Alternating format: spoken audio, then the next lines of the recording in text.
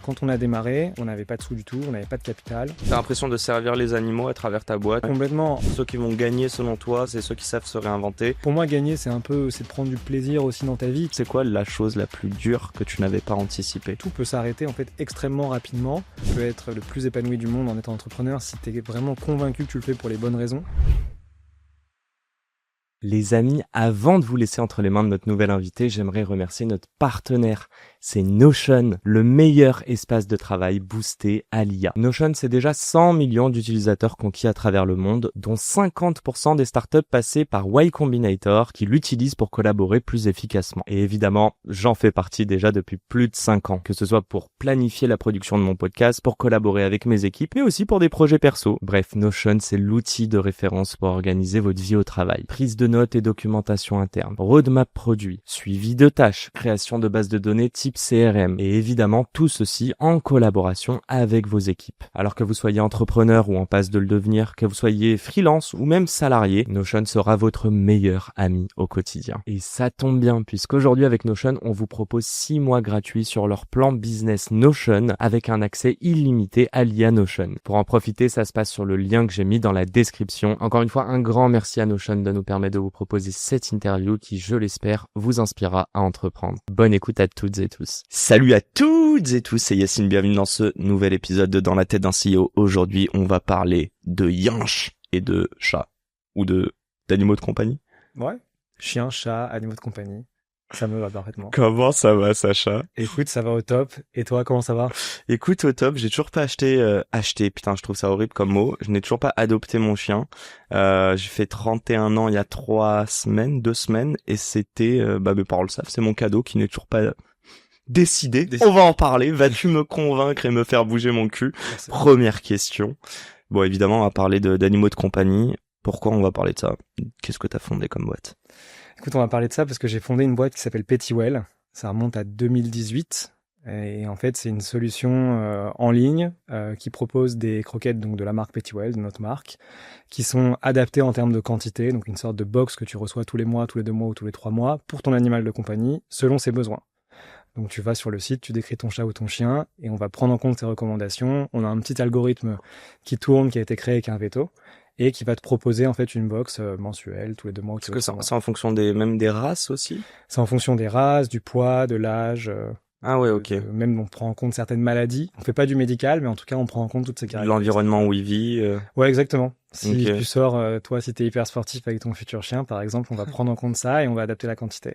Il me lance des perches que je ne peux pas saisir. J'ai l'air d'être un putain de sportif. En vrai, je dis ça, je vais encore au tennis tout à l'heure. Ah, Sachant que souvent, en ce moment, j'ai un podcast et après, j'ai tennis après. Quel plaisir. compliqué de tennis avec un chien, mais ouais, tu peux. Compliqué, mais grave. Ah putain, si je peux lui balancer les balles de tennis qu'il a été Ah, chercher. il a kiffé. Je comprends toujours pas pourquoi l'humain aime ça. C'est très bizarre quand même. Ouais, c'est vrai que c'est un peu fou. Ouais. C'est quoi les 2-3 chiffres que tu peux nous balancer sur Pettywell? Et je trouve ça trop drôle, encore une fois, qu'on se soit rencontrés à tes débuts, et moi j'étais en stage, hein. Donc Ouais. encore plus petit, quoi. Exactement. Non, mais je me rappelle de ce rendez-vous dans cette petite salle à Station F. Écoute, aujourd'hui, qu'est-ce que je peux te donner comme chiffre un peu sympa? On a dû faire à peu près, on a dû livrer à peu près 30 ou 40 000 animaux différents depuis qu'on existe. Peut-être même un peu plus. On fait pas tourner tout le temps ce calcul-là, mais en tout cas, ça va être dans ces ordres-là. On fait à peu près 2 millions d'euros de chiffre d'affaires. Annuel, mais on est 2. Donc c'est un ratio qui est assez marrant. Attends, quand tu dis on est deux. On est 2 fondateurs et 2 alternants. Ok. Tu vois, donc quand je dis on est 2, c'est au sens, tu vois, il y a pas de CDI, il y a pas de, voilà. Donc c'est des chiffres qui sont assez sympas. Et après, on a construit une trajectoire de boîte qui est un petit peu différente de celle de pas mal de DNVB qui ont levé beaucoup. Nous, on a misé beaucoup plus sur la renta. Et cette année, on vient de closer, là, j'ai envoyé ce matin la signature aux investisseurs, mais on a terminé avec, tu vois, un résultat net qui est aux alentours des 20% de marge. Donc Vous êtes rentable depuis le début ou pas? Non, on est rentable un peu de fonds. depuis 2 ans. Ok. En fait, on a levé des fonds en 2020, en plein Covid. Quel beau timing. Exactement. Une belle visio avec des invests comme ça qui devaient lever la main pour dire s'ils étaient intéressés ou pas par le deal, je m'en rappelle encore. Et ouais, on a levé en 2020 et depuis on n'a pas relevé. Vous avez levé combien? On avait levé 400 000 euros. Vraiment pour démarrer, tu vois, l'activité, avoir de la prod, faire un peu de logistique, etc. Mais avant ça, On a démarré avec nos petites mains. Si l'idée NVB lève beaucoup, j'ai l'impression qu'il y a aussi une grosse force en termes de sales, de marketing, dès le départ, d'inonder le marché. Je pose la question inverse, est-ce que Pettywell aurait pu réussir sans même se passer de ces 400 000 euros? Ouais, c'est une très bonne question parce qu'en fait, nous, on a démarré par faire rentrer du cash dès le début. C'est-à-dire que quand on a démarré, on n'avait pas de sous du tout, on n'avait pas de capital. On a fait un tout petit crowdfunding au tout début. On a récupéré 10 000 euros. Et avec ces 10 000 euros, en fait, on a pu avoir une sorte de stock, on va dire de trésorerie, qu'on utilisait pour aller acheter de la nourriture, cuisiner nous-mêmes dans un laboratoire à côté de Paris, à AgroParisTech, et ensuite aller revendre les repas qui étaient finis à la clientèle qu'on avait réussi à démarcher, soit à des salons, parce qu'on avait fait pas mal de salons, soit directement sur Internet, mais tout ça, c'était de l'acquisition gratuite. Ok. Et donc, on avait grossi comme ça, on était monté à, je sais pas, peut-être une centaine d'abonnés. Donc, besoin en fonds de roulement négatif, vous aviez l'argent upfront, voilà. Et ensuite ok. Exactement, c'est ça. Et surtout que, bon, c'est vraiment au tout début, tu vois, mais on s'approvisionnait à Rungis. Donc, on allait la nuit à Rungis et on récupérait des invendus, en fait, à 6-7 heures du mat. Et en fait, on les touchait à des prix qui étaient dérisoires. Donc, ça nous permettait, en fait, de faire rentrer un peu d'argent pour réinvestir. J'ai cet écho de quand on fait notre call. Balance le prix, s'il te plaît. C'était, alors, le top qu'on a eu, c'était 20 centimes pour des cœurs de poulet. Je me rappelle du kilo. Du kilo. Ouais, c'était fou. 20 centimes le kilo. Mais c'était des invendus. La bête qui fait 5 kilos, ouais, perd d'euros, quoi. C'est ça, exactement. 20 centimes le kilo pour des cœurs de poulet. Donc, voilà. Bon, vous l'aurez compris, en tout cas, il y a plein de sujets. Et évidemment, fidèle à moi-même, on va parler d'humain. Et c'est assez drôle parce que du coup, la particularité, c'est que vous êtes une petite team, que vous êtes 2 cofondateurs, mais que je crois qu'il y en a un 3e qui arrive. On va en parler. Ouais. On va parler de ce marché où je pense que les gens ne se rendent pas compte déjà à quel point on a beaucoup d'animaux de compagnie, mais aussi à quel point il y a du cash à se faire, et à quel point c'est réparti entre quelques acteurs. On va en parler.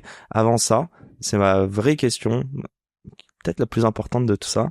Est-ce que t'es passionné par les animaux ou est-ce que t'es passionné par l'entrepreneuriat? Pourquoi t'as monté cette boîte en fait? Écoute, on peut pas dire que je sois un passionné au point d'y consacrer tous les jours, tu vois, du bénévolat, etc. Mais on peut considérer que je suis un passionné parce qu'en fait, j'ai passé énormément de temps et je passe encore du temps à en apprendre sur les animaux. Donc tu parles des animaux. Hein, je parle des animaux là pour l'instant. Donc en fait, via ma société, je passe énormément de temps à apprendre plein de choses sur les animaux. Avant de monter cette société, j'ai toujours voulu avoir un chien, j'ai jamais pu en avoir quand j'étais petit. Et dédicace aux parents. Ça, c'est les petits scuds qui va sortir à chaque podcast dans le storytelling. Exactement. Et après, quand j'ai eu l'occasion en fait d'avoir mon propre chien, là, ça fait maintenant 3-4 ans que j'ai mon chien, un Shiba, et j'adore. Et ouais, je suis passionné en fait, si tu veux, de tout ce qu'on peut apprendre d'eux. Je parle principalement des chats et des chiens. Et après, maintenant, c'est une cause à travers ma boîte qui, en fait, me tient énormément à cœur. On fait des dons chaque année. Voilà, on essaye de relayer aussi quand il y a des spots télé qui sont explicatifs sur pourquoi ne pas abandonner son animal, etc. En fait, on va relayer à fond. T'as l'impression de servir les animaux à travers ta boîte et de les défendre et de... Ouais. Complètement. En fait, le but, c'était pas... J'ai pas pensé, pour être très honnête, ma boîte au tout début en me disant je vais défendre la cause animale en créant une boîte, sinon j'aurais créé une asso. Par contre, il y avait vraiment un constat dans notre secteur, c'est que en fait, t'as des énormes marques industrielles qui existent depuis 50 ans, qui proposent pour certaines une alimentation qui n'était pas de qualité. Et en fait, je trouvais ça absolument dommage que en fait, on puisse pas proposer une alimentation qui était de qualité pour des animaux de compagnie. Et moi, j'avais vécu avec des chats. J'ai vécu avec un chien aussi quand j'étais en Australie pendant quasiment 1 an. Et en fait, je me rappelle qu'à l'époque, le propriétaire du chien, le mec chez qui je vivais, donnait en fait la nourriture que lui préparait. J'en étais sûr et certain. J'allais dire la même graille que lui, limite ses fins d'assiette, quoi. Exactement. Et en fait, je trouvais que la démarche était quand même cool. Après, lui, il faisait un peu n'importe quoi sur les quantités. Il fallait apporter aussi des vitamines qu'il apportait pas, etc. Donc ça, c'est un truc. Bizarrement, en Australie, je suis pas sûr qu'il s'alimente le mieux, tu vois. Je ne sais pas, mais. Après, saucisses de kangourou et tout. C'est pas des clichés, il y en a vraiment. Mais voilà. Et donc, du coup, on a voulu apporter une marque qui était, tu vois, plus transparente, plus saine en termes de composition, qui faisait du made in France. Tout est fabriqué en France. Et après, moi, j'ai un énorme kiff aussi pour les animaux. Au-delà de la partie passion au sens émotion, tu vois, le fait d'être touché par un animal, je surkiffe les animaux depuis que je suis bébé, quoi. Mais pourquoi t'as pas rejoint une boîte qui sert déjà, du coup, les animaux? Je te repose ma question, mais c'est quoi la place de l'entrepreneuriat dans tout ça? Ouais, en fait, c'est que moi, j'ai toujours voulu monter ma société. et qu'en fait, j'ai toujours pensé que pour avoir le plus d'impact possible dans ce que tu veux faire au global, c'est d'entreprendre, en fait. Entreprendre, c'est une chance qu'on a. En fait, on a tous la capacité à entreprendre quand on est. Et c'est plus une affaire de timing. T'as des gens qui vont avoir besoin d'attendre un certain moment pour pouvoir se donner les moyens. T'en as qui ont plus de chances, qui peuvent le faire à la sortie d'école. C'était mon cas. T'en as qui peuvent le faire encore en amont, puisqu'ils ont, on va dire, une éducation peut-être de la part de leurs parents qui leur permet d'éveiller une sorte de conscience entrepreneuriale. Et moi, ça a toujours été c'était inconcevable que je fasse pas de l'entrepreneuriat. C'était quoi tes rêves en entrepreneuriat? Bah écoute, moi, la boîte qui m'a le plus... c'est vraiment très cliché, hein, mais mon désir d'entreprendre, il a commencé, on va dire, il a commencé quand j'étais petit. J'ai monté des tout petits projets avec des potes. Pas très loin d'ici, on achetait des perles à l'époque dans le sentier, vraiment très cliché. Et on allait... C'était un Sacha dans le sentier qui va acheter des perles à 10 piges. Exactement, tu vois, on devait avoir 13-14 ans, je pense. Et on allait acheter des perles et on faisait des bracelets et on les vendait, tu vois. Ok. Et à l'époque, je me rappelle, c'était la mode aussi des groupes Facebook. Donc ça devait être plus tard, tu vois, vers 16-17 ans qu'on avait dû structurer un peu le truc différemment. Et on créait des groupes dans lesquels on invitait des gens pour découvrir les collections. Donc, tu vois, il n'y avait pas Shopify, il n'y avait pas tout ça. Et ensuite, on vendait de la main à la main des petits bracelets. Donc ça m'a vraiment donné envie de me dire, putain, faut que je creuse. Et je l'ai fait avec un pote qui lui aussi a monté une boîte qui est canon. Il a monté quoi? Il a monté un logiciel pour des e-commerce, d'analyse pour des e-commerce. Fais-lui de la pub. Voilà, il s'appelle David, sa boîte s'appelle Polar Analytics, il sera content que je parle de lui. Et il se souviendra très bien de cette petite anecdote sur le bracelet. Et après, ouais, la véritable envie, elle est venue aussi avec pas mal de YouTube, honnêtement. Okay, à partir de 2014-2015. Okay. Beaucoup de contenu de The Family, j'avoue, qui m'ont vachement... Oh, c'est pas un gros mot, t'inquiète. Non, mais tu vois, je me rappelle, j'étais en Australie et c'était un moyen de me reconnecter un peu à la France et à l'écosystème que je connaissais pas forcément. Et quand je suis rentré ensuite en France, il me restait quelques années d'école, ça grouillait dans ma tête l'idée de me lancer et dès que j'ai pu le faire, je l'ai fait, quoi. Et si on remonte un tout petit peu avant, mais famille d'entrepreneurs ou pas du tout? Non, pas du tout. Non, zéro. Reviens avant 15-16 ans. Ouais. Si je te parle d'un entrepreneur ou d'une entrepreneuse, ou avec un E, ouais. C'est quoi ta rêve? Franchement, assez rapidement, j'ai été assez admiratif de ce que Facebook faisait. Okay. Donc tu vois, j'avais en tête le nom de Mark Zuckerberg, mais j'avais pas... Alors à l'époque, c'est très différent. Hein. Je te parle. Oui, il n'y avait pas Cambridge Analytica. Il n'y avait pas eu tout ça. Je te parle de, tu vois, peut-être 2000, je sais pas quand ça a dû arriver en France, 2009, 2010, tu vois, quelque chose comme ça. Donc un peu après quand même mes 15-16 ans. Mais c'est vraiment pour moi le premier entrepreneur qui m'a marqué parce que c'est la première fois qu'en fait j'ai une utilisation quotidienne de quelque chose dont je suis très rapidement devenu fan, accro, tu vois. Ouais, ok. Ouais. Et il n'y avait pas l'entrepreneur de MSN. Tu vois, il n'y avait pas le Zuckerberg de MSN, tu vois. Ouais, je vois très bien. Ouais. Donc c'est vraiment ce gars-là qui m'a que j'avais trouvé assez inspirant. Et puis après, comme pas mal de monde, j'avais vu le film et je t'avoue que ça m'avait dit putain. Très stylé, de cette manière, le grand film, Social Network, David Fincher, allez regarder. Je veux juste creuser dedans. Déjà, j'ai cette question que je voulais te poser qui est un petit peu différente dans ce cas-là. Est-ce que tu avais des idoles de jeunesse? Et après, je vais te parler d'une dernière chose. Mais et après, on rentre dans Petit Well, t'inquiète. Mes idoles de jeunesse, ouais, j'avais... Juninho, car c'est un sosie. Voilà, c'est pour ça que je voulais le caler. C'est bon, on peut terminer le podcast. Non, j'avais... ouais, quand j'étais petit, j'avais une idole, c'était Lilian Thuram. Mec, Lilian Thuram, c'était... pour moi, c'était mon Zidane, quoi, tu vois. Mais moi, c'était mon Zidane parce que tout le monde aimait Zidane. Ouais. Et lui, il était plus discret, mais vas-y, attends, laisse-moi, raconte-moi. Mais moi, je l'ai rencontré et j'ai un maillot signé. Putain, un canon, incroyable. Moi, j'ai le t-shirt qui était avec la fausse signature que tu pouvais acheter, bref, dans les Leclerc ou je sais plus où, mais j'avais la fausse signature de Thuram, bref. Pourquoi Thuram, il représentait quoi? Et en fait, pour moi, tu vois, c'est un mec qui sort il sort pas de l'ombre parce que c'est un joueur qui était canon, mais c'est un mec qui se révèle quand même en demi-finale et qui sauve en fait au fond l'équipe de France. Et qui, en plus derrière, en conférence de presse, il fait une conférence de presse un peu masterclass, je crois qu'il dit un truc du style, genre, je pense donc je suis, enfin, je sais pas, il essaye de philosopher sur ce qu'il a réussi à faire. Ouais. Et évidemment, j'avais pas du tout le recul nécessaire pour analyser la conférence de presse, mais je m'étais dit, c'est la première fois que je voyais un mec que je trouvais hyper charismatique, tu vois. Et en plus, il sortait de l'ombre.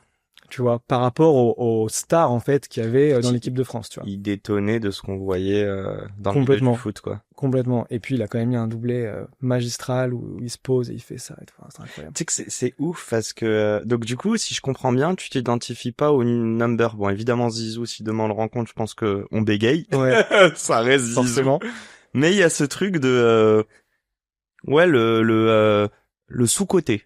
Ouais, complètement. Celui que pas tout le monde aime et que toi tu vois très bien que sans lui la France c'est pas du tout champion du monde, quoi. Complètement. Tu vois, j'ai pas particulièrement enfin, sans rentrer dans les considérations politiques, tu vois, j'ai pas d'affinité particulière avec un Elon Musk sur le plan entrepreneurial parce qu'il est number one et que je sais pas pourquoi, c'est pas ce qui va me driver plus que ça. J'aime bien les mecs qui sortent un peu de l'ombre et qui en fait vont apporter un truc au collectif. Tu vois, le point, alors vraiment, si on cherche des points communs entre Zuckerberg et Zidane et Thuram, tu vois, mais c'est que Thuram, il a quand même apporté un vrai truc au collectif en demi-finale.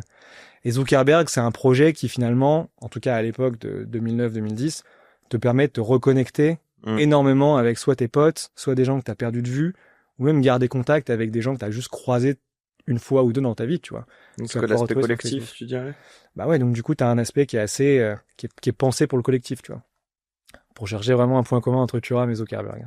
Je vais tirer un tout petit peu plus loin. Bon, tu le sais ou tu le sais pas, je sais plus. J'ai dû te mettre un petit tunnel là-dessus, mais moi je monte héritage et je suis sur vraiment essayer de comprendre la transmission. Thuram est un exemple parfait et Zizou aussi.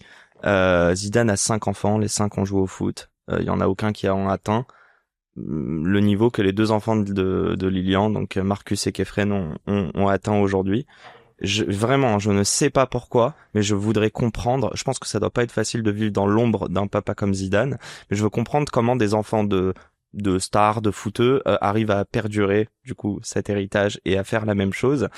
2 questions dedans. T'as un enfant. Bon, il est un petit peu jeune. Ouais. On le salue. Qu'est-ce que tu voudrais lui retransmettre là-dessus? Est-ce que tu veux absolument qu'il soit entrepreneur ou est-ce que l'idée c'est juste de se dire que tout est possible? Et je vais rentrer dedans. Est-ce que tu considères, moi je l'ai capté un petit peu récemment, et c'est un petit peu la même chose quand on revient t'as fait une école de commerce, pas du tout, donc vétérinaire ou autre spécialisé dans les animaux. Est-ce que si tu te donnes les moyens et que t'as un petit peu de passion, tu peux faire 95% des jobs qui existent sur cette terre, mis à part ce trait technique? Ouais, complètement. Alors déjà, première question sur est-ce que je lui souhaite d'être un entrepreneur? Franchement, il fera ce qu'il veut. Je pense que tu peux être le plus épanoui du monde en étant entrepreneur si tu es vraiment convaincu que tu le fais pour les bonnes raisons. Et au fond, moi, ma raison, ça a été de se dire, en fait, je me suis même pas posé de questions. C'était comme ça, tu vois. Il fallait que je monte une société. Okay. Je l'ai pas fait pour des sujets de j'aime pas la hiérarchie, je veux gagner très vite de l'argent. Pas du tout. Je l'ai vraiment fait parce qu'en fait, c'était une sorte de mouvement naturel, tu vois. C'est un peu comme potentiellement un acteur qui se pose pas la question de savoir pourquoi il a envie de faire du théâtre ou du cinéma, tu vois. Donc c'est du gut feeling, tu dirais? C'était hyper gut feeling, ouais. Okay. Donc en fait, moi j'appliquerai la même logique pour lui, il fera ce qu'il voudra et je serai en soutien et toujours là pour le conseiller si je peux aider. Après, la deuxième question, c'était est-ce qu'on peut faire 95% des jobs dans le monde? Bah, t'as des jobs qui sont extrêmement techniques, donc compliqués, mais ouais, je pense que si on s'en donne les moyens, et particulièrement aujourd'hui, avec toutes les connaissances qu'on peut tu vois, obtenir sur du YouTube, de la formation en ligne, ou même, tu vois, en rencontrant des gens, même en écoutant des podcasts, je pense que tu peux quand même te spécialiser assez rapidement dans beaucoup de secteurs et t'épanouir assez rapidement. Et d'ailleurs, on voit beaucoup de gens qui démarrent en étant... L'école 42, par exemple, c'est un super exemple. Nous, on a recruté pas mal de devs qui venaient de 42, et très souvent, c'était des étudiants qui n'ont pas forcément fait des études scientifiques, ou c'était des gens qui ont eu une vie et qui ensuite se sont reconvertis. On avait recruté un militaire qui est devenu dev, et voilà, il était bon, et voilà. Donc c'est quoi, 2025, c'est en fait ceux qui vont gagner selon toi, ceux qui vont savoir, c'est ceux qui savent se réinventer, et pour savoir se réinventer, faut être autodidacte, tout en n'ayant pas de barrière mentale. Ouais, complètement. Je pense que ceux qui vont... Je sais pas trop ce que ça veut dire. Pour moi, gagner, c'est de prendre du plaisir aussi dans ta vie, tu vois, c'est ceux qui vont s'épanouir. Exactement. C'est ceux qui vont réussir à s'enlever, bah ouais, c'est assez évident, mais quand même pas mal de barrières, qui vont essayer aussi de prendre du recul sur tout le contenu qu'on peut avoir sur Internet. Donc il faut être critique et crosser un petit peu, enfin croiser toutes les sources et Complètement. En fait, il faut avoir un peu de recul sur tout ce que tu peux lire et tout ce que tu peux voir au quotidien. Et souvent, on énonce des vérités qui sont extrêmement générales. Tu vois, il faut faire ci, il faut faire ça. Et en réalité, il n'y a pas un chemin, il y en a 100 millions. Et à toi de prendre celui qui te fait le plus plaisir, tu vois, et celui que tu sens aussi. Je pense que s'écouter, c'est ce qu'il y a de plus important. Bon, j'ai bien compris que tu vas pas vouloir donner de conseils, mais t'inquiète pas qu'on va aller en déceler un petit peu au fur et à mesure. Merci pour cette entrée en matière. C'était pas prévu, mais tu le sais très bien que l'humain, la transmission, et même essayer en fait de comprendre comment les gens, sans se poser de questions, arrivent à, tu vois, choper ça dans leur tête, je veux dire sans se poser de questions et se dire ouais c'est possible. Juste le c'est possible. Moi je sais que je vais chercher les 50 manières de dire c'est pas possible plutôt que de me lancer. Donc voilà, toutes les personnes qui fonctionnent comme moi, écoutez religieusement tous les entrepreneurs que je reçois. Question toute simple, on va parler du 0 to 1. Je vais pas te demander de me raconter tout. Juste te demander, c'est quoi la chose la plus dure que tu n'avais pas anticipée? Et est-ce que tu penses que si tu l'avais anticipé, tu aurais monté Pettywell? Ouais. Je pense que la chose la plus dure, c'est que tout peut quand même s'effondrer un peu du jour au lendemain. Je vais te donner un exemple très précis. Nous, on avait un fabricant. C'était notre seul fabricant à l'époque, sur qui tout reposait. Et il était basé en Allemagne, au tout début. Okay. Et en fait, on misait tous nos œufs dans le même panier avec ce fabricant. Et le jour où on a eu rendre visite en Allemagne en se disant, je me rappelle, c'était le terme qu'on disait avec mon associé, il faut aller serrer des pinces. Tu vois, il faut aller serrer la main, faire de l'humain, etc. En fait, la culture allemande était un peu différente. Bon, ça a fité normalement, mais en tout cas, on n'a pas réussi à obtenir ce qu'on voulait.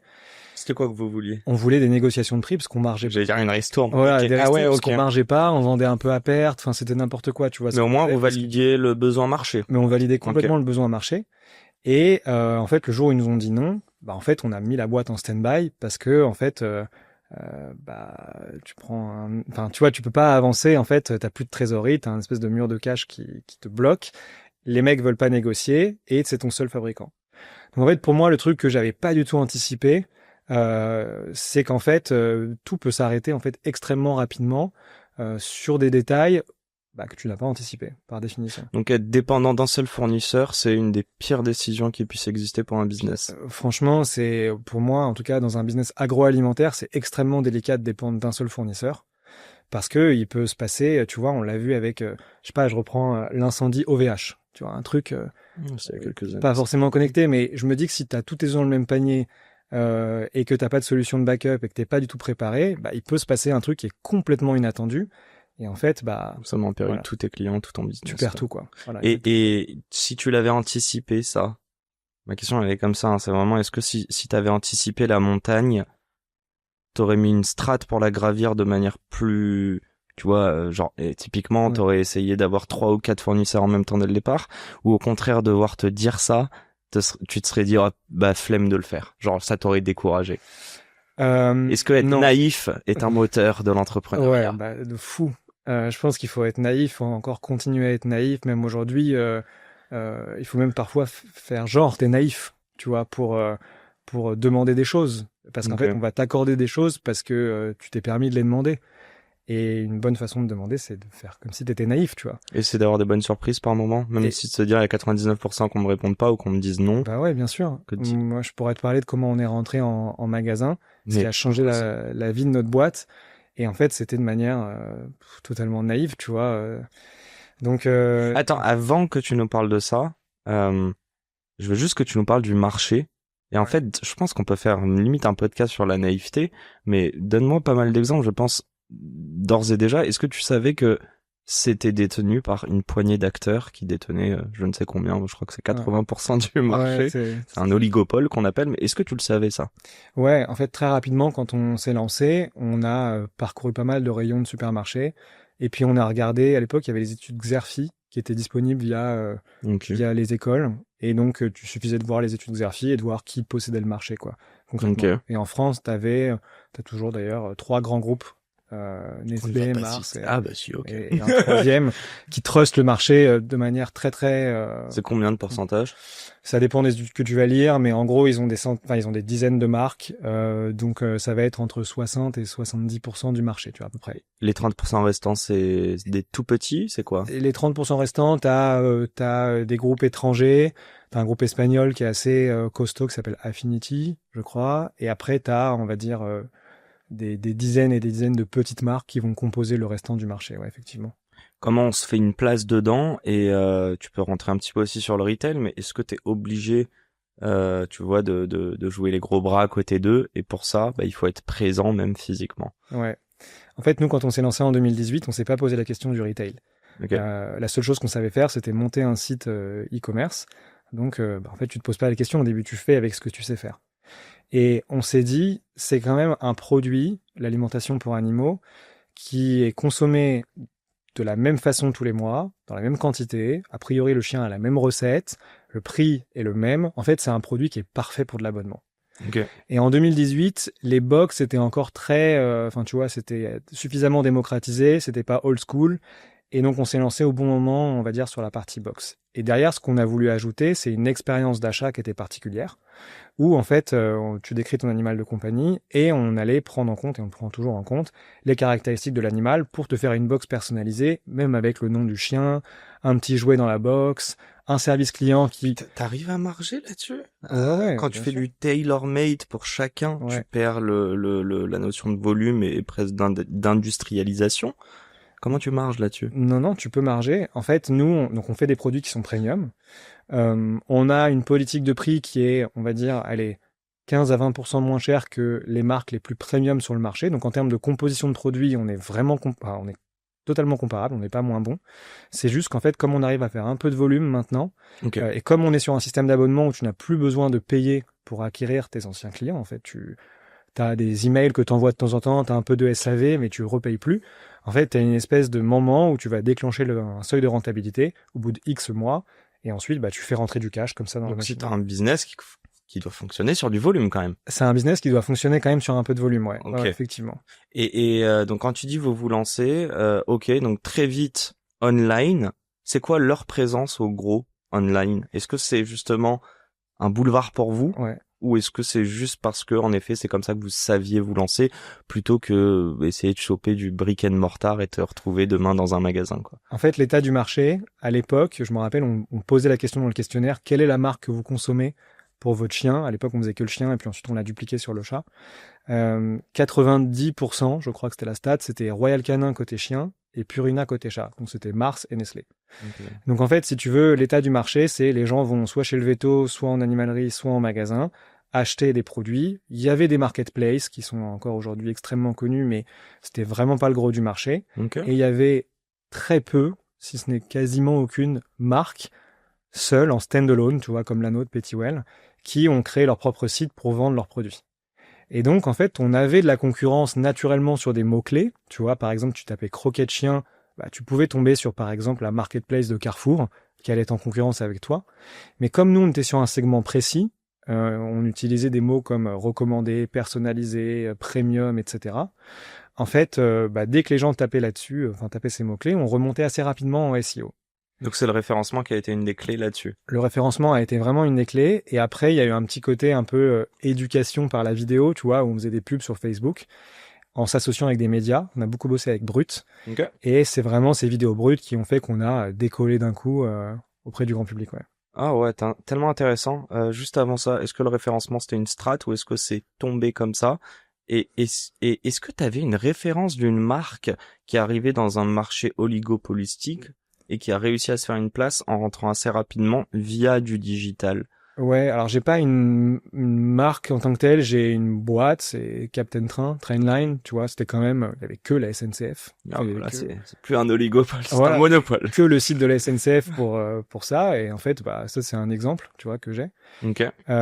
Et globalement, moi, si jamais un jour, plus tard, je devrais monter une boîte, j'aime bien ce système de, tu vois, ce schéma de, il y a vraiment des énormes boîtes qui trustent complètement le marché, et il y a encore assez peu de petits players pour essayer de les concurrencer. Moi, j'aime bien être ce tout petit player qui démarque. Donc, si demain, tu cherches à monter une autre boîte, Là, allez, ce serait quoi ton conseil? Vas-y, mais explique-moi un petit peu mieux. C'est quoi dans la recherche d'idées ou de marché? Ce serait quoi, la strat que tu aborderais? En fait, alors déjà, ça dépend ce que tu veux faire. Si tu veux faire du B2C, du B2B, du B2B2C, enfin, t'as vraiment plein de façons d'envisager la chose. Mais en tout cas, ce que je trouve être assez intéressant pour démarrer, c'est de tomber sur un marché, ou en tout cas de l'avoir trouvé, qui, en fait, est détenu par des grandes sociétés depuis longtemps et qui font un bon job parce qu'elles sont présentes depuis longtemps, mais au fond, tu arrives à spotter assez rapidement des améliorations qui font que tu vas pouvoir trouver ton public. Voilà. Donc ça, c'était notre cas à nous. Donc aller sur un marché qui est déjà assez mature, qui répond à un besoin, mais dont tu sens que la solution n'est pas totalement adéquate, Exactement. Et que pour autant, les gens continuent de dépenser parce qu'ils n'ont pas d'alternative et qu'ils sont obligés, quoi. Exactement, tu vois. Donc, ça a été le cas pour énormément de DNVB. Okay. Donc, moi, j'avoue que ça fait depuis longtemps que j'analyse plus des marchés, tu vois, vu que j'ai ma boîte depuis maintenant 7 ans. Mais si ça se trouve, ça a considérablement diminué en termes d'opportunités. Mais en tout cas, à l'époque, en 2018, quand on avait regardé quand même quelques marchés, tu vois, il y avait le baby food, il y avait le pet food, il y avait du skincare où il y avait assez peu de sociétés qui s'étaient montées. Il y avait énormément de secteurs, en fait, qui pouvaient vraiment être disruptés. Et rappelle-moi juste une chose, Royal Canin, t'as cité l'autre là pour les chats, bon je les connais pas très bien, mais ils sont présents en ligne? Ouais, ils sont quand même présents en ligne, ils sont présents sur des marketplaces, ils ont leur propre site. Donc ils font du B2C en direct, c'est pas ils font du retail, ouais. Ok. Mais c'est pas là où les gens vont aller spécialement acheter le Royal Canin. C'est drôle parce qu'on a l'impression, notamment avec notre écosystème startup, que faut créer un nouveau marché, et qu'en fait, à partir du moment où tu crées un nouveau marché, t'as pas de compétition, t'es tout seul. Ouais. Et souvent, c'est 10 fois plus difficile de ramener des clients sur un nouveau marché, de leur faire comprendre une problématique et du coup un besoin auquel tu réponds. Parfois, c'est peut-être plus simple d'essayer de se confronter à des Goliaths, même si t'es David. Et justement, j'entre dedans parce que juste avant, tu parlais de B2B ou B2C ou B2B2C. In fine, vous avez commencé en B2C. Ouais. Et là, tu fais via du retail, donc du coup en magasin. B2B2C, quoi. Ouais. D'un, c'est quoi la différence? De deux, et on peut rentrer à la fin, tu vas plutôt répondre à comment on y rentre, mais j'aimerais bien comprendre ça a été quoi l'intérêt pour vous? Et en quoi vous étiez légitime, encore une fois, pour vous dire, on passe de des mecs qui savent faire un site internet et qui connaissent les codes à, ok, on va aller voir la GMS, je crois que c'est comme ça qu'on appelle, la grande distrib, quoi. Donc, en fait, sur notre secteur à nous, t'as plusieurs canaux de distribution. T'as le e-commerce. Ça représente entre 12 et 15% du marché, donc c'est pas énorme. C'est rien, je trouve, pour un truc que t'as pas besoin d'essayer, quoi, en fait. Aux États-Unis, je crois qu'on avait vu la stat en Corée. En Corée, c'était 70% du marché. Putain, c'est fou. Et aux États-Unis, c'était un truc qui était aux alentours de 30-40%, même plus, tu vois. Ouais, mais donc du coup, c'est hyper encourageant. Ouais, c'est hyper encourageant. Mais là où c'est un peu moins encourageant, c'est que la stat a assez peu évolué en France. Tu vois, on s'est lancé, on devait être à 10% du marché en e-commerce. Aujourd'hui, on doit être à 15% en tirant un peu, tu vois. Tu sais pourquoi? Parce que je pense que c'est les habitudes de consommation des Français. Ouais, mais est-ce que c'est pas de la com qui fait changer les habitudes de conso? Parce que là, tu me parles des grosses boîtes, là, mais j'ai l'impression que c'est celles qui font de la pub à la téloche depuis la nuit des temps. En gros, je pense que les grandes marques ont encore pignon sur rue. Enfin, c'est encore le référentiel pour les consommateurs. T'achètes un chien aujourd'hui, tu vas penser à Royal Canin. Comme Royal Canin ne fait pas du e-commerce son canal de prédilection, naturellement, ça ne tire pas le e-commerce, la part du e-commerce vers le haut. Si demain Royal Canin, Purina et toutes ces marques, Pedigree, etc., décidaient de monter des sites en standalone, canon hyper bien référencé, faire du paid, etc., dans tous les sens, mais vraiment accélérer sur cette partie-là, en fait, ils feraient monter mécaniquement le pourcentage d'achat du e-commerce. C'est eux qui érigent la norme. Je pense de consommation. Ouais, quand même, tu vois, ça reste vraiment les leaders sur le marché. Et est-ce que dans tout ça, au contraire, pour vous, je viens un peu à cette idée d'aller en B2B2C, est-ce qu'il y avait une énorme opportunité, même d'un point de vue, entre guillemets, marketing, que d'être présent physiquement à côté de ces marques? Ouais, complètement. En fait, donc nous, on avait plusieurs canaux. Soit tu choisissais l'animalerie, soit tu choisissais les vétos, soit tu choisissais la GMS. Quand je dis soit, c'est que tu peux faire les trois, mais il faut une force de vente qui est assez importante. Et puis, tu as quand même des espèces de conflits entre les animaleries et la GMS, puisque tu as un peu des guerres de prix et de sélection, etc. Okay. Donc nous, notre choix, il s'est porté sur la GMS parce qu'on voulait faire une marque nationale. Okay. Et aussi, mais tu marges moins, j'imagine. Et tu marges, tu marges quand même bien. Ok, je pensais que tu margeais plus en animalerie. Non, pas forcément. Tu peux marger plus, mais après, ça va être peut-être plus compliqué aussi d'avoir rapidement des commandes qui vont être vraiment massives. Du volume. Du volume, tu vois. Quand tu rentres à échelle nationale chez Intermarché, c'est colossal, tu vois. Et puis c'est 100 ou je sais pas combien ils en ont en France. Ah, c'est des milliers. Ouais, ok, d'accord. Voilà. Donc 100 c'est Paris, C'est mignon, petite ouais. couronne, tu vois. Ok. Donc ouais, nous on a choisi de faire la GMS et en fait très rapidement tu vas te retrouver à côté de Purina, Ultima, qui sont vraiment des marques référentes dans notre secteur. Et en fait, tu vas avoir des clients qui vont finalement aller regarder ton packaging et se dire, tiens, c'est marrant, il y a un drapeau français, donc c'est que c'est produit en France. Je sais pas si c'est le cas pour les autres. Il y a, quand je retourne le packaging, une explication d'où viennent les produits, qui a monté la marque. Il y a le Nutri-Score. Il n'y a pas de Nutri-Score, ça n'existe pas. Pourquoi? Il n'y a pas le Yuka du chien ou du chat. On ne vous trouve pas sur Yuka? On ne nous trouve pas sur Yuka, non. Je crois pas que ça existe le Yuka du pet food. Julie, cher Julie Chapon, si tu nous écoutes. Vas-y, je t'en prie, c'était la petite parenthèse. Non, mais ce serait canon, franchement, mais je crois pas que ça existe, tu vois. Ouais, surtout, je trouve ça fou, quoi, la santé des chiens. D'ailleurs, attends, tu nous as dit combien il y a de chiens en France? Il y a 7 millions de chiens et il y a 14 millions de chats. Et combien de familles en France détiennent au moins un chat ou un Une animal sur de deux. compagnie? Une sur deux? Ouais, une sur deux en moyenne. On est un pays On est- très Ouais, on est bien pet placé. friendly. Ouais, pet friendly. Après, on n'est pas le pays qui dépense le plus. C'est les US. Les US, le UK dépense beaucoup. Et même la Corée, j'allais dire. Les ou des Corée, pays ils que- sont fous. Oui, mais Leur- parce qu'ils achètent full Ouais. jouet ou quoi, non? Ouais, ok. Et puis même, il y a eu un boom depuis le Covid et tout, donc ouais. Ok. Ils sont Et excuse-moi, je t'ai interrompu. On était ouais, donc B2B2C, retail. Merde, on s'est perdu. Tu nous parlais de Intermarché, ok, donc te retrouver au même rayon, que quelqu'un commence à voir à côté de la marque des géants qu'il y a la tienne, qu'elle est française. Bon, il y a pas de Nutri-Score, mais il peut voir aussi la compo du produit. Ouais. C'est quoi les autres aspects qui fait que est-ce que aussi c'est une manière de montrer une alternative Ouais. que versus juste être en ligne, quoi. Non. En fait, quand tu rentres en magasin, en retail, tu peux mettre ce qu'on appelle de la PLV. La PLV, c'est, on va dire, la décoration sur l'étagère. Et donc, en fait, tu peux te démarquer de marques qui ne le font pas. Par exemple, dans notre secteur, il y a assez peu de PLV pour les grandes marques. Parce qu'en fait, elles ont pas besoin. exactement, elles en ont pas besoin. Et elles ont un grand nombre de ce qu'on appelle des facing. Facing, ça veut dire que, tu vois, une colonne dans une étagère, c'est un facing. Donc elles ont des étagères de, j'en sais rien, 5-6 facing. Donc naturellement, ça fait une décoration naturelle de voir un ensemble de Même si c'est le même produit. Même si c'est le même produit, c'est Ok. tellement visible que le conso, il va aller directement l'acheter.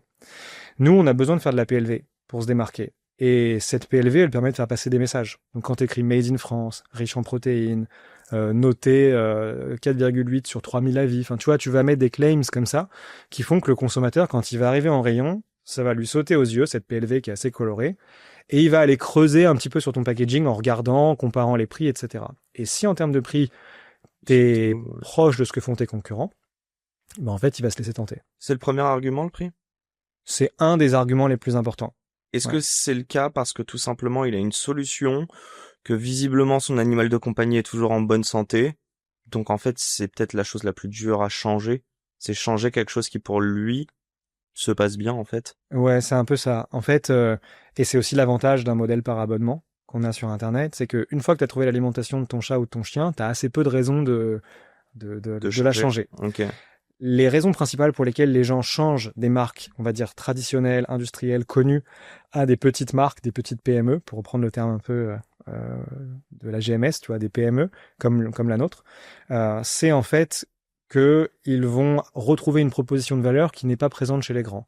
Par exemple, qui est l'équipe derrière le projet, de la communication sur les bienfaits de la marque en tant que telle et du projet au global qu'on va porter, de la recette, etc. Le fait d'avoir du Made in France, toutes ces choses-là qu'on a pu retrouver dans l'agroalimentaire pour humains, tu vois, il y a énormément de marques sur des biscuits, des céréales qui ont pris ce pli-là dans l'agroalimentaire pour humains, mais qui l'ont pas fait en pet food. Et donc en fait, les gens ont les mêmes réflexes, si tu veux, sur notre rayon à nous en pet food qu'ils l'ont sur le segment agro pour humains. Mais ça reste un pari. Ça là, ce dont tu me parles, c'était un pari. Ah ouais. Rien qui vous disait que ça allait marcher. Franchement, on avait assez peu d'indicateurs que ça allait marcher. C'était juste du bon sens et aussi pas mal d'intuition. On en revient un peu au gut feeling dont on parlait tout à l'heure. C'est que on s'est dit, en fait, on va se lancer, on va participer à des salons, on va faker le fait d'avoir une marque qui est établie, et on va mettre des cartes de visite et on va, je me rappelle à l'époque, on avait un iPad et on faisait payer des commandes avec un lien Stripe qui était vraiment pas joli sur l'iPad. Et je crois qu'au premier salon, on a dû monter à On a dû avoir une 50aine de paiements sur 3 jours, enfin, ce qui était énorme pour nous. Et donc, on s'est dit, s'il y a 50 personnes qui payent 3 gars, dont un qui était déguisé en chien, tu vois, c'était quand même le délire qu'on galerie, avait ok. C'était mis en toi ou place. pas? Non, c'était mon associé. On va en parler après. S'ils sont prêts à payer ces mecs-là alors qu'ils ont même pas vu le produit, c'est qu'il y a peut-être un truc à créer, tu vois. Et juste là-dessus, et là, si tu peux nous donner des tips. Quand t'as un projet comme ça, quel qu'il soit, quand t'es dans ta boîte et que tu veux aller taper un nouveau marché, que tu veux changer un canal d'acquisition, est-ce que tu établis un vrai plan? Est-ce que tu fais énormément de recherches ou est-ce que t'en fais juste un petit peu assez pour avoir des retours qui te confortent dans l'idée, ne serait-ce que de prendre des risques et aller dans un salon pour aller avoir des vrais retours marché? Est-ce que tu te mets une deadline en te disant si on n'a pas les résultats escomptés au bout de tant de temps, alors soit on remet en question, soit carrément on arrête? Est-ce que c'est du freestyle et on se dit on a un petit peu de trésor, on balance dedans et on verra comment ça se passe en fait? Ouais. Là, tu parles vraiment au tout début.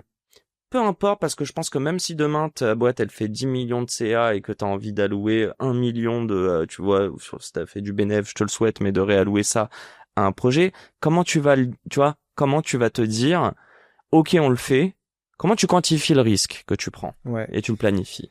Alors, en fait, la réponse, c'est que c'est très différent au tout début de ta boîte versus quand tu fais quelques millions d'euros de chiffre d'affaires, que tu cherches à faire de la rentabilité, que tu as des investisseurs avec qui tu dois prendre des décisions. Donc, pour répondre à ça, sur la partie au début, franchement, le mieux, c'est d'être en mouvement en permanence. En fait, c'est de tester, c'est d'être en action, quoi. Tu peux pas te poser 36 questions sur est-ce que ça va marcher ou est-ce que ça va pas marcher. Tu peux analyser, parce qu'il faut analyser avant de te lancer. Tu peux lire une petite étude de marché, tu peux maintenant bosser avec ChatGPT qui te donne énormément d'infos, c'est juste exceptionnel d'avoir ça. C'est un peu un sparring partner, ChatGPT, si tu l'utilises bien. Et ensuite, il faut se lancer, il faut appeler des gens, il faut demander des recommandations et enclencher. Et négocier à fond tout ce que tu peux négocier dès le début. Après, quand tu as des investisseurs, quand tu fais plusieurs millions d'euros de chiffre d'affaires, tu dois garder ta partie un peu gut feeling. Nous, on la garde à fond, tu vois, typiquement, on réfléchit là c'est encore en réflexion, mais on a pris pas mal d'infos sur le marché américain parce qu'il y a un vrai sujet sur le marché américain, sur une niche qu'on a vraiment spoté, tu vois, dans un cœur de marché très très très précis.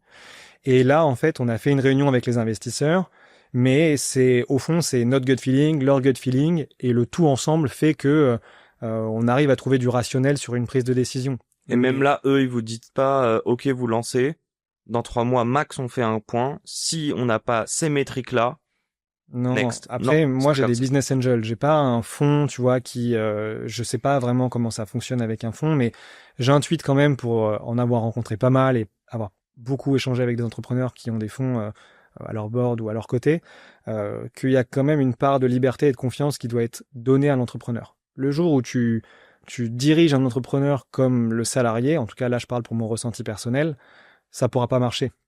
Donc je comprends qu'il y ait des phases d'encadrement, pour pas que ça parte en sucette, mais il faut aussi laisser le gut feeling s'exprimer pour l'entrepreneur et c'est là qu'il sera bon. Voilà. C'est pas forcément une comparaison aux salariés, moi dont je parlais, mais c'est plus de, tu vois, quand vous faites des trucs de fou, vous entrepreneurs, vous réussissez, vous faites du cash. Bon après je sais pas combien il y a dans votre poche, mais bon ça on va en parler après.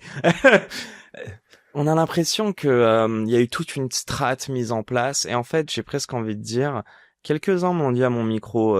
On a eu de la chance. Et en fait, je pense que cette chance, elle se provoque justement en s'enlevant des barrières mentales, mais aussi en jouant sur cette naïveté, en essayant peut-être, dis-moi si je me trompe, mais de pas avoir trop d'attentes aussi, pour pas être découragé ou pour pouvoir y aller à fond.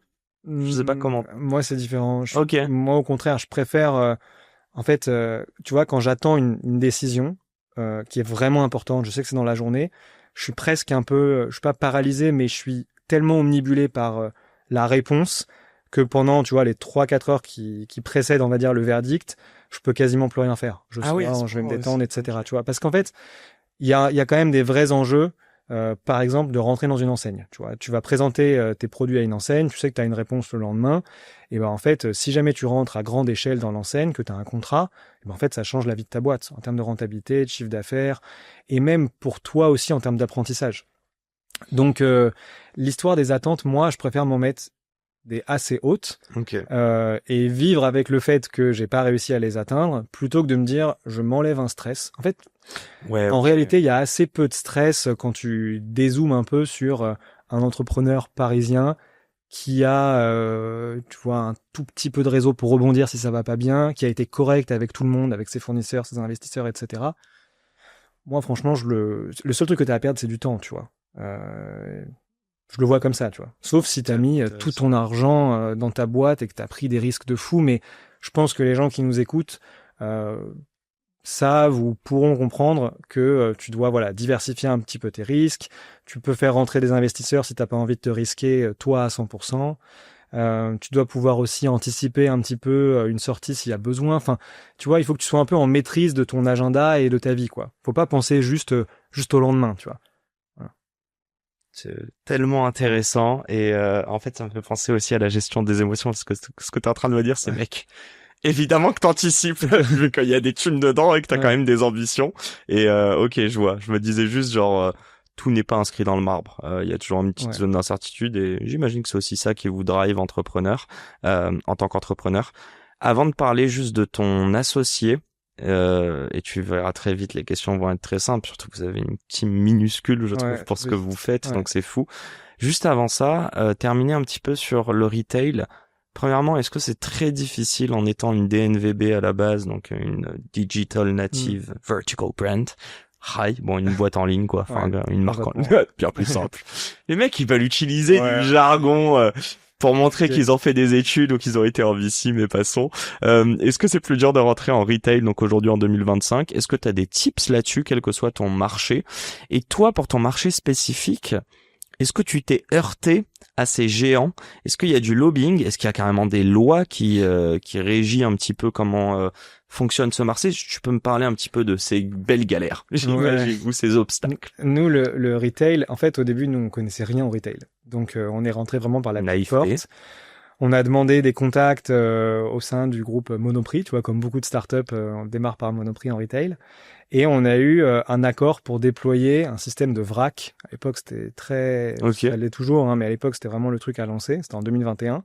Dans un seul magasin, rue de Marseille, à côté du canal Saint-Martin. Ouais, juste à côté, ok. Voilà. Et en fait, ce magasin, ça a plutôt bien fonctionné. On a été invité. C'est tellement le quartier, à côté d'un PC, de tout ça. Ok, je vois très bien. On a fait un truc un peu stylé, vrac. Tu pouvais scanner un QR code, décrire ton animal, t'avais la recommandation. Enfin, t'avais des trucs un peu sympas. Et on est tombé sur, pareil, là, un peu un coup de chance, une acheteuse qui nous a dit, franchement, les gars, vous avez déployé un truc qui était bien. On va vous mettre sur plus de magasins. Et donc, en fait, on est rentré comme ça. Et ensuite, plus de magasins, amener encore plus de magasins, et ensuite le national. Donc, tous les magasins, quasiment. Ok. Je pense même tous les magasins, d'ailleurs. La solution, c'est d'aller parler à une personne. Et en fait, la solution en retail, t'en as deux. Il faut connaître, en fait, les temps forts, durant lesquels les acheteurs, vont en fait être intéressés par faire rentrer une nouvelle marque ou déréférencer une ancienne marque au profit d'une nouvelle marque. Ça, donc, c'est pareil pour tout le monde? Ça, ça dépend des secteurs. Nous, c'est différent. Tu as des périodes de renégociation des contrats qui sont en fin d'année, mais en même temps, tu vas avoir des périodes de renégociation sur certains segments qui vont être en milieu d'année. Donc ça, en fait, il faut aller parler le plus possible avec les contacts que vous pouvez avoir en retail. Parenthèse. Ouais. LinkedIn, meilleur outil pour aller les contacter? LinkedIn, ça peut être un bon outil, mais on n'est pas sur du sales B2B. Tu vois, tu vas pas. Il faut vraiment tomber sur la bonne personne qui est encore en poste. Souvent, les postes sont plus forcément mis à jour. Toi, tu les as trouvés comment? Et nous, en fait, donc on est rentré chez Monoprix par un premier contact qui nous a ensuite donné une intro à quelqu'un en interne pour nous ouvrir l'ensemble des magasins Monop. Donc c'est des petits magasins. Puis ensuite, l'année d'après, l'ensemble des magasins Monoprix. Et là, ce premier contact, c'est quelqu'un de ton réseau, je veux dire? C'est quelqu'un de mon réseau, ouais. C'est un de nos investisseurs qui nous a mis en relation avec quelqu'un qui n'avait rien à voir avec le fait de faire rentrer des nouvelles marques, mais qui a dû envoyer une boucle de messages en interne et on est tombé sur la bonne personne. Donc, si t'as pas de réseau, demain, tu recommandes quoi à des gens qui veulent faire comme toi, mais qui n'ont pas fait les decks, qui n'ont pas forcément... Au fond, si t'as pas de réseau, en fait, et que tu veux rentrer en retail, il y a un autre moyen qui est canon. Ça, c'est un vrai petit hack qu'on a eu. Ça s'appelle la FEF. La FEF, c'est une organisation, je sais pas si c'est une association, mais une organisation qui représente en fait beaucoup de marques, des petites, des grandes, et qui en fait se réunit pour soit des tables rondes, soit aider, on va dire, des marques à intégrer le retail, donner des informations, des données, des datas aux enseignes. Enfin, c'est une espèce de connecteur de l'écosystème. D'accord. Ça coûte pas cher, ça coûte quelques milliers d'euros par an, et une fois que tu l'intègres, tu peux participer au salon. Et lors des salons FEF, tu peux tomber sur le bon gars que tu as repérés en amont.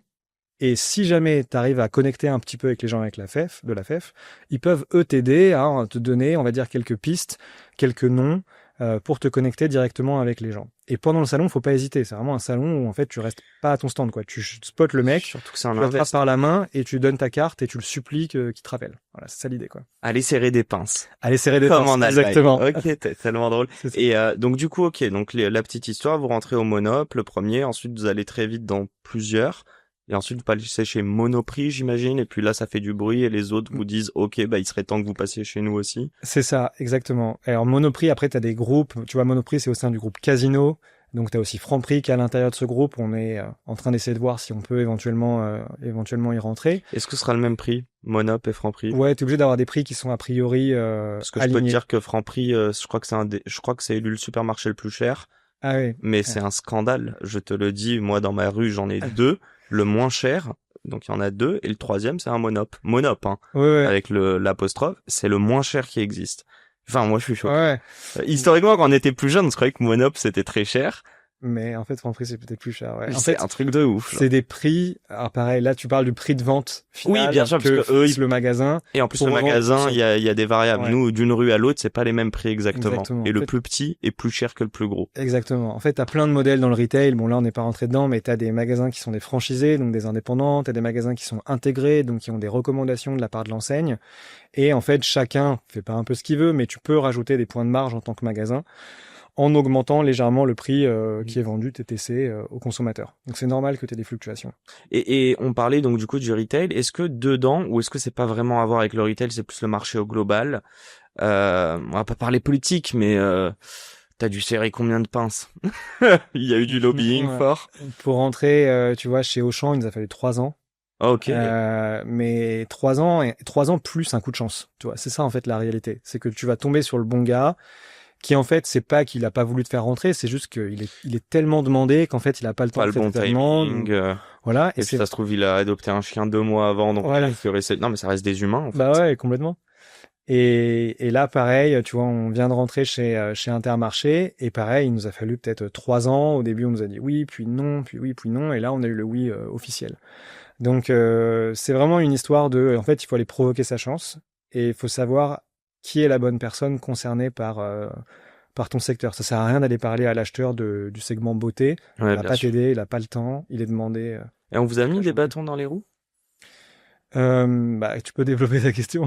Qui Voilà, je pense à de la compète, ou presque indirectement de la compète, quelqu'un qui va avoir la fif et qui dit, hey, le petit jeune là, tège-le moi assez rapidement, on met lui bien un stand dégueulasse au salon. Bah, ce qui est dur, c'est qu'en fait, quand tu te bats contre des mastodontes, en fait, ta place en rayon, elle est pas assurée. Tu vois, donc tu vas envoyer des gens en rayon, tu as un commercial qui va se déplacer en rayon, qui va installer, et en fait, tu reviens une semaine après, enfin, ton commercial plus revient là. une semaine après, et t'es genre en haut à gauche ou en bas à droite, alors que t'étais parfaitement placé, tu vois, Ok. au profit d'une marque qui est établie depuis beaucoup plus longtemps. Et ça, c'est quoi? C'est un billet qui est passé en plus, alors qu'en Et- fait, ils vous ont pas prévenu? Ça, non, tu vois, j'ai jamais eu de preuve de quoi que ce soit, mais c'est juste que, en fait, c'est comme ça. Les commerciaux des autres sociétés sont tellement présents, nombreux, et voilà, que, en fait, tout ce que tu peux mettre en place peut être balayé d'un revers de main. Donc, c'est difficile de se faire une place en retail, tu vois. D'y rentrer et de se faire une place. C'est une magnifique intro, parce que vous avez pas beaucoup de sales, Ouais, voire pas. pas du tout. Enfin, Ok. on a des alternants ou des externes, quoi. Vous avez 2 alternants, et il y a toi et ton associé, du coup. Ouais. C'est quoi son nom? Alexis. Est-ce que t'aurais monté cette boîte si Alexis n'était pas là? Non. Non, Alexis, c'est un profil qui est assez différent du mien. Et Dec aussi ou pas du tout? Non, il a fait Centrale Paris. Bien ouais, Alexis. Ouais, chaud Alexis. Bien mieux que les decks, je te le dis Ouais. cash. Hein. Canon, ouais, grave. Je fais la parenthèse, il est vraiment pas gentil avec son associé, avec son invité. J'ai fait les decks aussi, donc c'est aussi pour ça que moi, je me permets. j'adore les decks, et j'étais dans leur incubateur, ils m'ont grave aidé, et ils sont Ouais, très forts. Station F. Station F, et j'espère que ça continue. D'ailleurs, ça fait longtemps que j'ai pas des nouvelles, mais en tout cas. Non, moi je vois les Très promos, ça. Enfin, en tout cas, EDEC a un bel incubateur et un Ouais. beau pied dans l'écosystème. Excuse-moi, mais ouais, on parlait d'Alex du coup. Mais ouais, Alexis, du coup, bah, c'est un profil très différent du mien. C'est lui qui a dev le site, j'imagine. Non, c'est pas lui qui a développé le site, c'était un troisième associé Ok, qui est parti en 2019. ok. Mais Alexis, c'est lui qui s'occupe de toute la partie logistique et production. Et en fait, c'est un mec qui a une capacité, un volume de travail qui est impressionnant. Tu vois, là où moi, par exemple, je sais pas, à 18h30, je commence à être un peu cramé, sauf si évidemment il y a des urgences, mais en tout cas, on va dire que j'ai un rythme un peu plus normal. Lui, c'est week-end, il continue. Mais il est pas papa, si. Il vient d'être papa. Oh et putain. il a encore un rythme qui est extrêmement important. Il est impressionnant. Ouais. Et elle fait ses nuits ou il fait ses nuits, son gosse? C'est une nuit comme un bébé, quoi. Donc. Ok, en fait, toi, t'attends le moment où il va craquer, tu vois, et tu le vois toujours à fond, Alexis, donc tu te dis merde. Ouais, franchement, il a un rythme impressionnant. Tu vois, c'est genre non. Donc pour répondre à ta question, j'aurais clairement pas pu monter cette boîte sans lui, parce que c'est une boîte qui en fait nécessite d'être un peu partout tout le temps, quoi. Tu peux la continuer sans lui? Si demain, pour X raison, il souhaite arrêter l'aventure, tu souhaites la continuer tout seul? C'est un projet qui est associé à Alexis. C'est un projet qui est humain. Tu vois, quand tu montes ta boîte vraiment je dis vraiment à deux parce que pour moi on est à deux, quoi, depuis le début au fond. Et en fait, c'est un projet avec Alexis avant d'être une boîte, si tu veux. Ouais, ok. Comme Petit ça, Well, tu il vois. a le attached. Ouais, Alexis. complètement attaché à Alexis et c'est vice versa pour lui. Enfin, on est vraiment comme ça, quoi. Et ça s'est fait comme ça ou c'était un truc de base pour toi? C'est une reco que tu ferais à n'importe quelle personne qui veut monter une boîte de absolument ne pas le faire seul et s'associer avec quelqu'un? En fait, Ou il n'y a pas de vérité générale là-dessus? ouais, je pense que c'est délicat. Moi, j'ai la chance d'avoir, bon, tout ça, je lui ai déjà dit, je lui ai fait des déclarations plein de fois, mais c'est un mec qui est profondément patient, humain, qui est pas du tout, enfin, lui et moi, on n'a pas une logique dans le sens, on va se dire les choses, tu vois. Ok. Et donc, si jamais, en fait, ça peut parfois, très rarement, se clasher, lui, il me connaît tellement par cœur qu'il sait qu'il faut se mettre un peu en retrait et qu'on repart dans quelques minutes et vice versa, tu vois. Donc, tomber sur la bonne personne, j'ai pas de reco particulière. Associez-vous, testez et cassez-vous si ça marche pas, tu vois. Tu pourrais monter une autre boîte demain? Ouais, complètement, ouais. Est-ce que c'est forcément avec Alexis ou est-ce que Alexis c'était un super match, mais aussi sur ce projet qui peut être différent de d'autres que tu peux avoir en tête? Non, moi je suis ouvert j'adorerais remonter une boîte avec Alexis plus tard, hein. Là, notre boîte va bien, on est Imhotep. là-dessus, voilà. Mais ouais, j'adorerais remonter une boîte avec Alexis. Après, si c'est avec quelqu'un d'autre, très bien, tu vois. Mais je pense que je proposerai d'abord Alex. Je vais te poser quelques petites questions, on arrive à la fin, évidemment, as usual. Bon, déjà, c'est passé très vite. Même moi, je suis en mode, putain, merde, il reste pas beaucoup de temps. Je te pose quelques questions, on va essayer de répondre assez rapidement.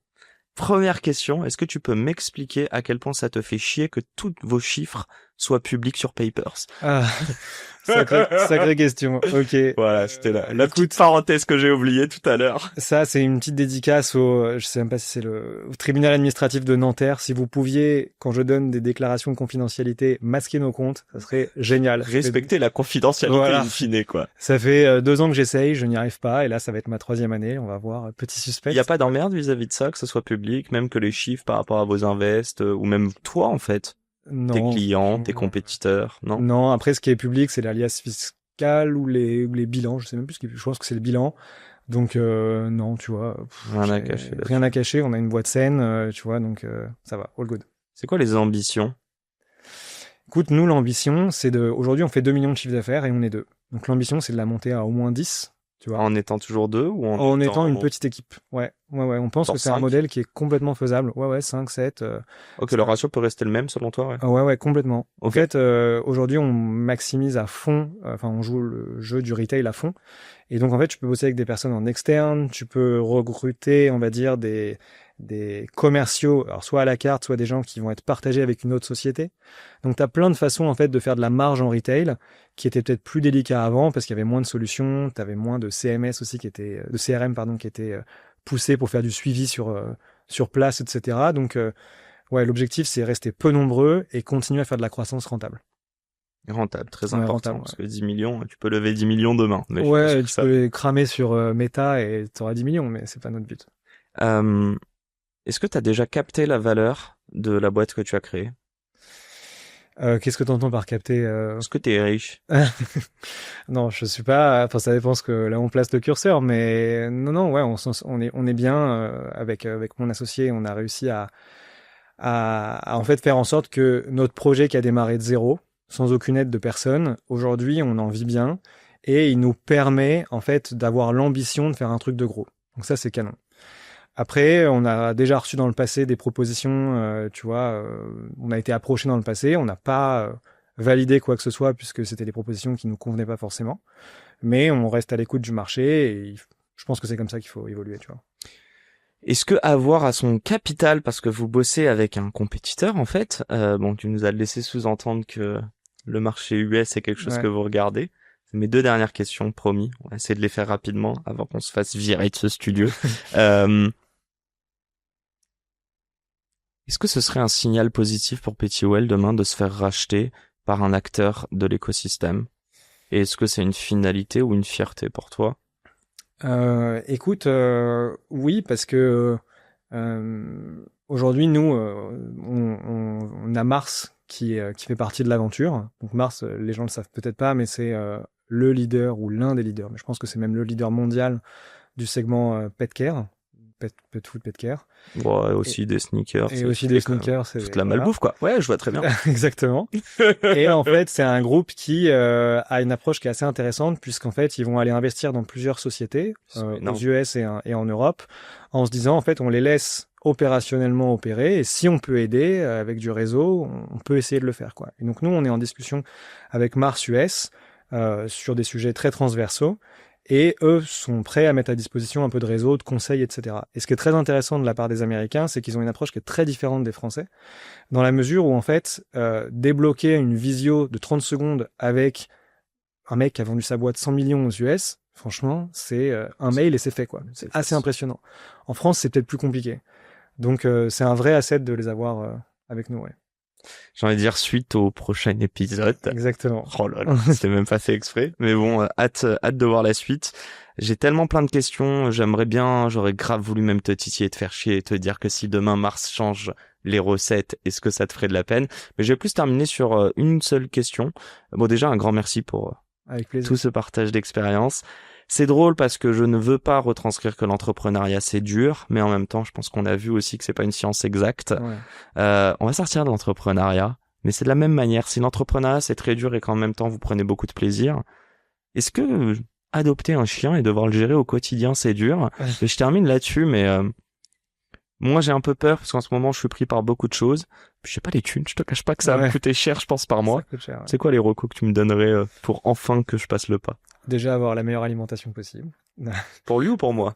Pour lui. Non mais attends. C'est évidemment implicite que demain j'ai un chien, je te demande un code promo. Avec plaisir. Tu l'auras sans problème. Non, écoute, ouais, avoir un chien, en fait, c'est incroyable. C'est surtout quand t'as pas la période où t'as pas encore d'enfant. C'est vraiment ton buddy, quoi. Genre, un chien, c'est que tu sois énervé, triste, content, lui sera toujours content de te voir. Donc je sais pas comment t'es émotionnellement, mais en tout cas, si t'es quelqu'un qui c'est du up and down, avoir un chien, je pense que ça peut vraiment aider et canaliser.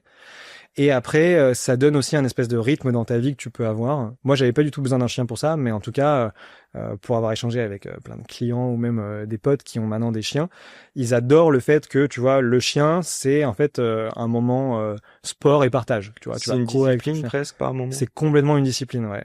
Comme ton gosse. Ouais, c'est moins fatigant qu'un enfant, quand même. Hein. Mais ouais. Mais c'est canon. Moi, je te recommande vraiment d'adopter un chien si tu peux, ouais. Puis bon, je pense que c'est l'âge aussi qui fait que, mais je rencontre de plus en plus d'entrepreneurs qui sont aussi papas et jeunes papas. Et bon, le chien c'est petit par rapport en termes de charge par rapport à un enfant, mais j'ai quand même le sentiment que plus tu te mets des contraintes là-dessus, plus tu trouves des bons moyens d'être très productif et d'aller straight to the point, tu vois, de moins te prendre la tête. Donc voilà, prenez soin de vous les amis, prenez soin de vos enfants et aussi de vos animaux de compagnie. Bah, bien sûr. Et non, Sacha, un grand merci Merci à toi, c'était très cool. D'avoir transmis une partie de ton héritage dans ce podcast. Un grand merde à toutes les personnes qui entreprennent, qui doutent. Je pense qu'il y a tellement de learning que je vais pas le résumer en une phrase, mais en tout cas, il n'y a pas un seul bon chemin. Et tous les conseils sont pas bons à prendre, donc n'écoutez pas tout ce que dit Sacha. Exactement. Écoutez aussi d'autres conseils. Moi, j'ai les miens, mais allez écouter plein de conseils. Merci Sacha. Merci à toi. À la semaine pro pour un nouvel épisode. Ciao. Ciao. C'est déjà la fin de cet épisode. J'espère qu'il vous a plu. Si c'est le cas, pourquoi vous nous le diriez pas? Laissez-nous un petit commentaire, un petit like, partagez-le à des amis, des personnes qui seraient susceptibles d'aimer cet épisode, et n'hésitez pas non plus à nous proposer des invités pour les prochains épisodes. Le prochain épisode sort lundi, je vous laisse vous abonner dès maintenant, et encore une fois, merci de nous soutenir et de nous écouter. Un grand merde à toutes les personnes qui entreprennent, et à très vite pour un nouvel épisode. Ciao ciao.